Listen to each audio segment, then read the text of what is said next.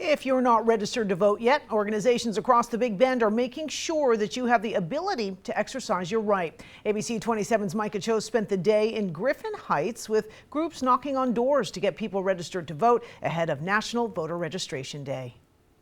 What can and can't you do at the ballot box for the Florida 2022 general election? Well, for one, you can only take your ballot, family members' ballots, and 2 friends or neighbors' ballots to those ballot boxes. And organizations like the Big Bend Voting Rights Project are going door to door to make sure you know that.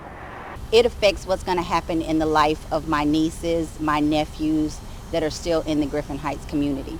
For Shanika Dixon, who lives in Tallahassee, voting holds a special place in her heart. You have to get out and make your voice be heard, and that goes with you voting for the people that you know are going to put your interest first. That love to vote is what gets the Big Bend Voting Rights Project out to communities like Griffin Heights, handing out information to people in minority communities that may not know what their voting rights are. We intend to maximize the number of people who can get their right to vote. Changes in the new voting law include preventing people from taking more than multiple amount of ballots to drop boxes at a time, having to request mail-in ballots annually, no food or water can be given out within 150 feet of polls or drop boxes, and requiring voters to provide a driver's license number, state ID number, or the last 4 of their social security numbers when requesting a mail-in ballot. The NAACP Tallahassee chapter says they're also going door to door in minority communities to make sure that those communities aren't left behind. I think it's unfair. I think it's an effort to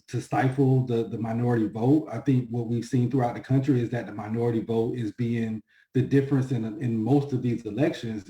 Dixon's last message to get people registered to vote. So there should be no excuse for anyone not to be registered to vote or to get out and vote.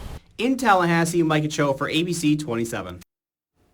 The Big Bend Voting Rights Project says they have registered over 280 people to vote since January.